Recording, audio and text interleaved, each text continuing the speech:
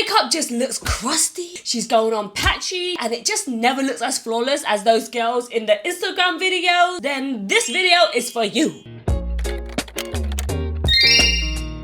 I have been in the beauty industry for over 14 years. I feel like a dinosaur at this point, but I actually started off my makeup journey as a makeup artist for 7 years. I used to do photo shoots, magazines, fashion week, music videos, movies. I have done so many different makeup techniques, and along the way, I really mastered my techniques. I've learned from like the best of the best in the industry. In this video, I really want to kind of break down all the basic tips and tricks that not a lot of people would know. I feel like when you watch some Instagram videos, you see people putting on stripes and all these shapes on their faces, but actually in the real makeup world, those techniques are banned. So in this video, I'm going to share with you all of the tips and tricks. Grab a snack, go grab your makeup brush, and let's get going.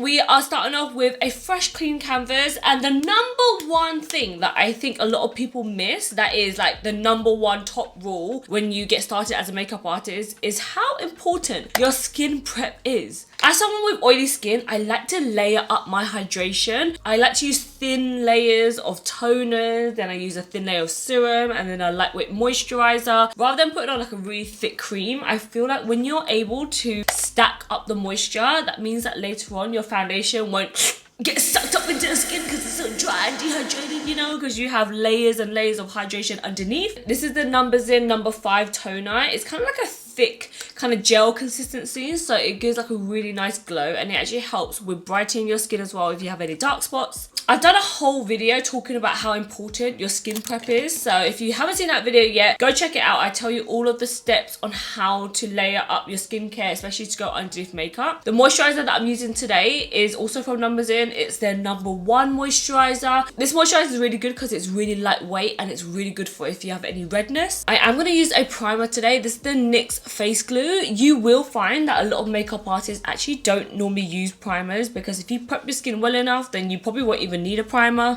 As a makeup artist, it's actually very rare just to use one foundation. A lot of times makeup artists will use one foundation maybe in the center of their face, and then another foundation on the outer corners. There's the new Tier liquid foundation, and oh my god, if you like the original red cushion foundation, then the liquid version might even be a little bit better. By mixing foundation, you can alter the color, the coverage, and I feel like it just gives your face so much more shape and dimension. Guys, I feel like it's been a while since we've done like a full-on makeup tutorial, so let me know if you want these kind of videos, or do you like the more chatty kind of videos. I feel like I'm on a roll with the makeup and mindset. I feel like we've spoken about some deep subjects so far, so let me know if there's any other topics you want us to cover. I definitely have to say the Tier foundation, as much as I love it and it's amazing for oily skin, it gives such good coverage, but it does oxidize, so keep that in mind when you're picking your shade. I'm using the shade 30N Rich Honey.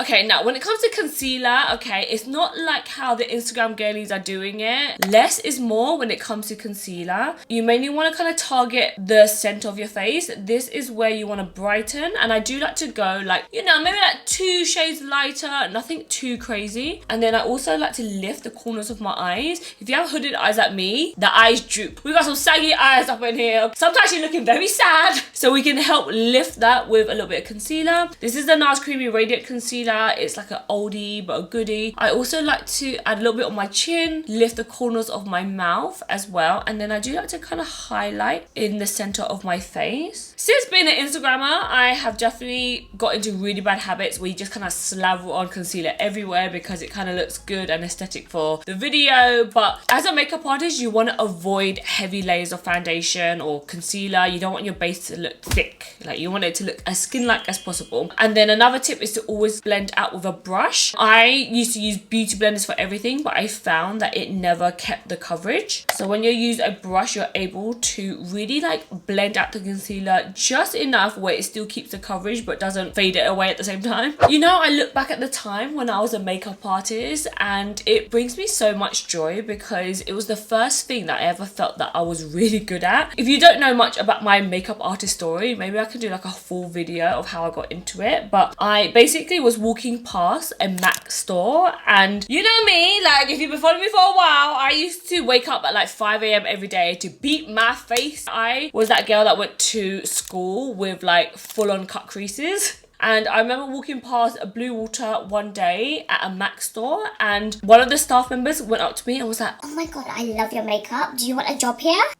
I was 17 at the time, so I was like, yeah, sign me up. And I remember I started my first day a day after my 18th birthday. Okay, now let's talk about contour and bronzing, because it ain't like Instagram, okay? On Instagram, we like to throw some shapes. But as a makeup artist, adding shading and contouring is actually very crucial, especially if you're doing any sort of editorial work or you're going to be photographed. So a little tip that I used to do is I like to apply it on the back of my hand and then go in with a brush. Or if you're using like a cream product, you want to kind of tap into the product and then take off the excess on the back of your hand. When it comes to shading your face, it needs to be done very light-handedly, because otherwise it could look like race stripes. I have seen my makeup, you know, in the elevator mirror, and you know that lighting is not forgiving, where I literally look like I've got 2 race stripes down my nose, looking like a skunk. Yeah, I've been there before. I ain't afraid to admit it. So definitely like taking the time as a makeup artist, blend everything out. The thing that I used to notice a lot about makeup artists is that they will do thin layers of everything. They'll do a thin layer, blend it out, go in with another thin layer, and I used to think like, girl, who's got the time for that? Just slap dash that on. But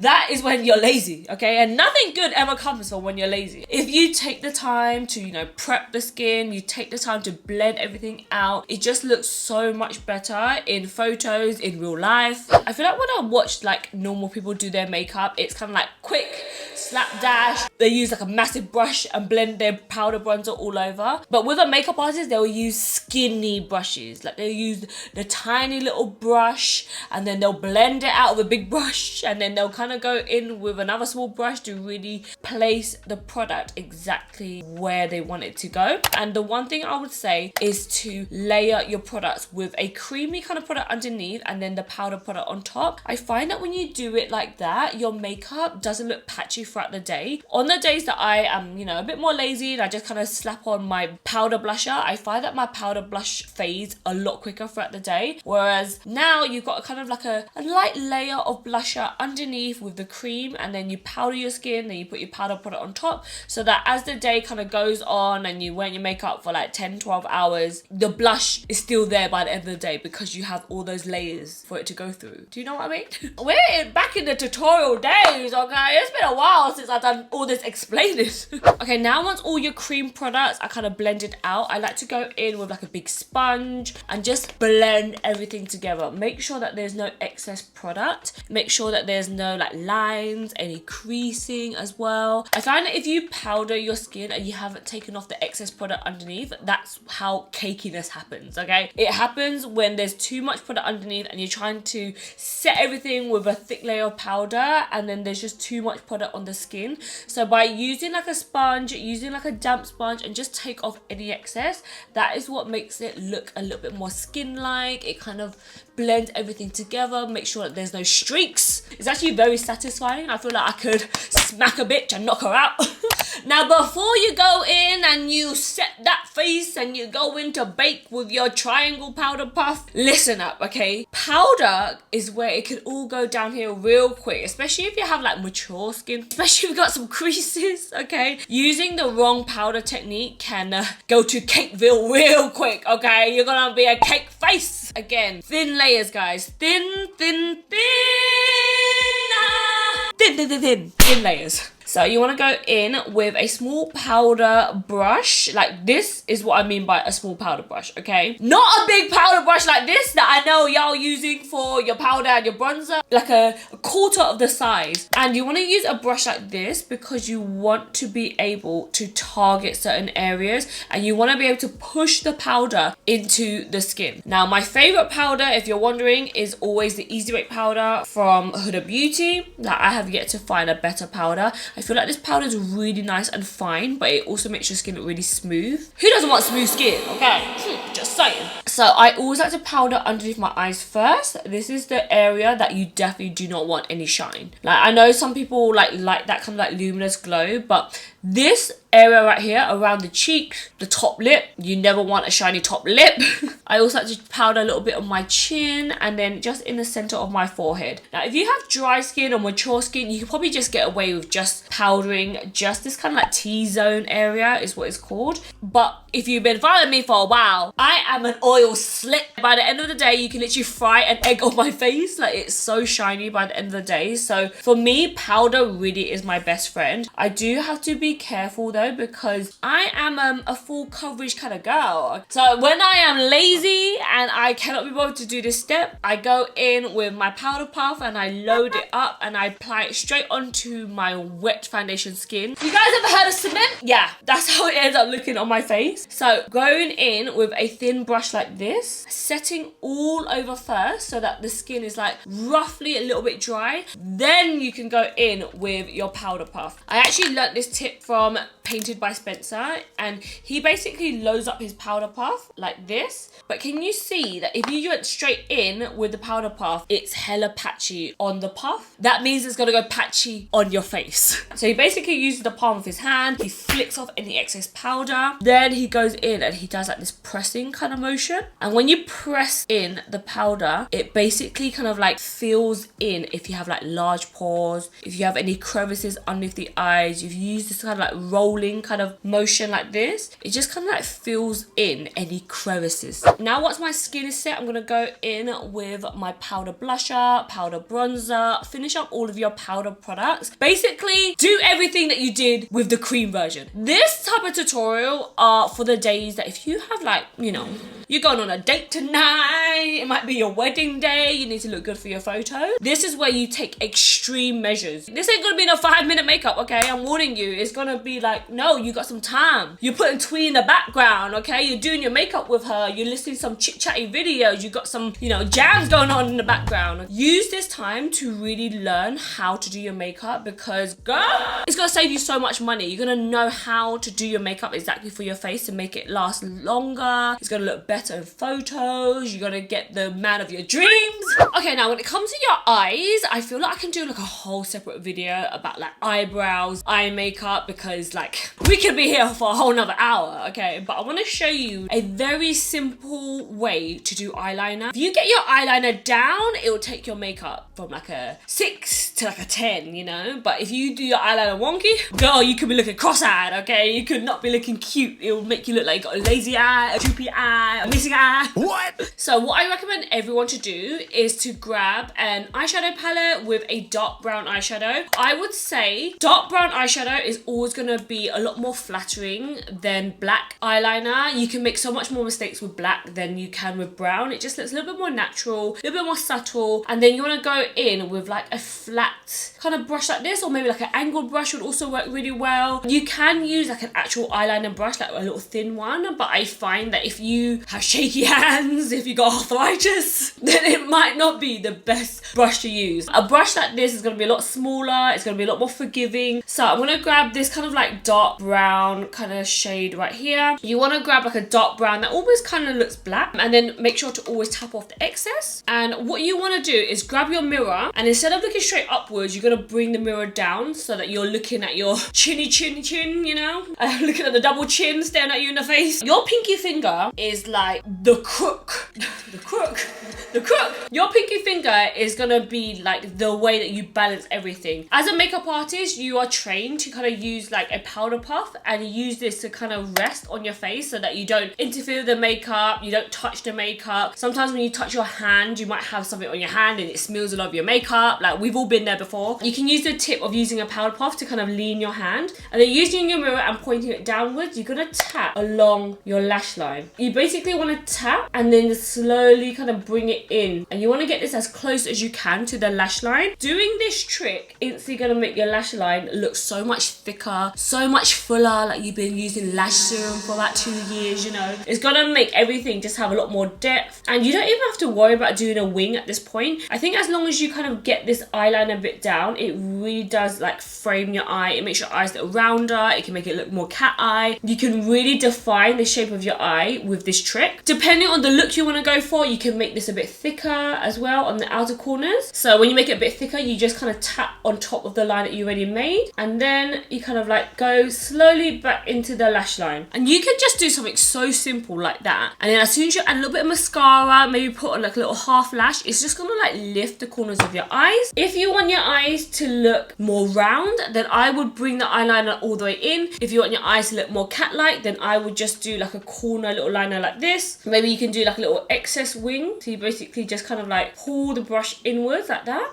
And by extending your eyeliner, it's just gonna make your eyes look like it's a bit longer, it's a little bit more exaggerated. And honestly, it can literally be so simple like that. I think a lot of people really struggle maybe using liquid liners or eyeliner pens because it's really hard to get them even, but it's so much more forgiving when you use an eyeshadow. And then if you mess up, you can just use some micellar water, or if you're like me and you're lazy, just use your spit with a little Q-tip and then just clean it up. I think something that will make the biggest difference in your makeup routine is having a good eyelash curler. I've tried so many different eyelash curlers, but my favorite one is from Kevyn Aucoin. This just opens up so wide.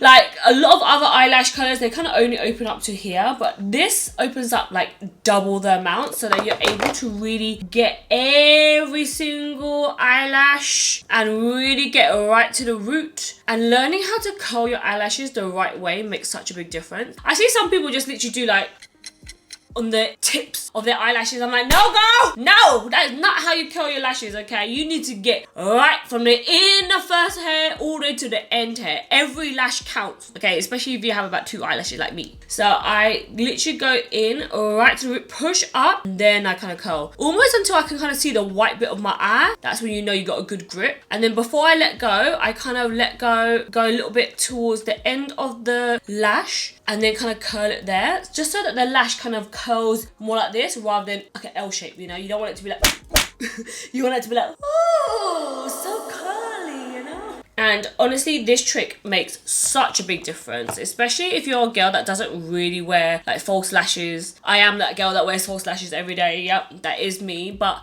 I still want to curl my natural lashes as well, so that it still gives a little bit more like thickness when I add the false lash. Okay, now when it comes to lips, I know a thing or two, okay? I used to be the queen of overlining your lips. So I'm gonna give you some tips and my advice if you don't wanna look crazy, but you wanna overline just a little bit where it still gives you that kissable lips, you know? Okay, so the lip liner that I'm using is called Wherever Walnut by Makeup Forever. The area that I like to overline is my Cupid's bow. So I'm gonna do like a little X, like almost like a little arrow on my Cupid's bow. And then I always like to round off my lips. Obviously, depending on what kind of look you're going for, but I always feel like the rounder the lip, the more poutier your lips look. The thing that you want to avoid is overlining around here. When you start to overline around here, it can look a little bit like the Joker. You can look a little bit like a clown, you know? When you overline, this is the area here, like just above your lip line. You don't want to go too crazy where you actually touch the skin. You still want to be touching the lip, but it's just on the outer border of your lip. Can you see instantly? Like that just gives my lip a little bit more definition. Okay, now for your bottom lip, I like to overline underneath in the center.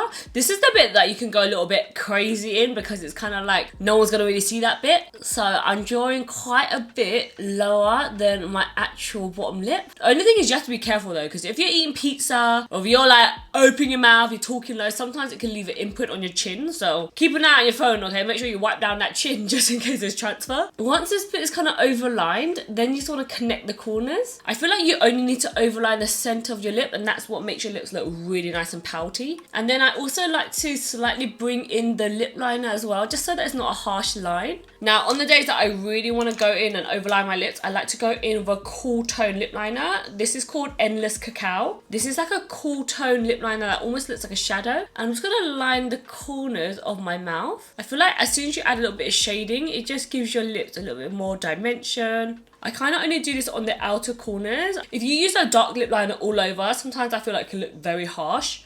I also like to line just the center of my lip here and kind of blend it out, just so that it just gives your lips a little bit more of that like pouty keyhole kind of look. I also like to do a little bit up here as well, just to kind of lightly define your lips. And then now you want to go in with any lip gloss, lipstick, liquid lipstick, anything of your choice. This is the new Juicy Lasting Tints from Romand in the shade Peachy Peachy. Oh, there's nothing better than Korean lip products. Honestly, if you haven't tried Korean lip products yet, go add them to the cart because it's like a gloss, lip tint, lipstick all in one, and it doesn't feel like you're wearing like a thick heavy lipstick. Okay, now before we go in by setting spray, I'm just going to grab a little bit of powder on my big fluffy brush. Now is when you use the big fluffy brush, and I'm just going to powder any areas that I don't want any shine. Like, I still want the glow to be on the sides of my cheeks, maybe in like the center of my nose, but around here in my T-zone I want that bit to stay nice and matte. And then you just want to go in with your setting spray of choice. This one is from Tear.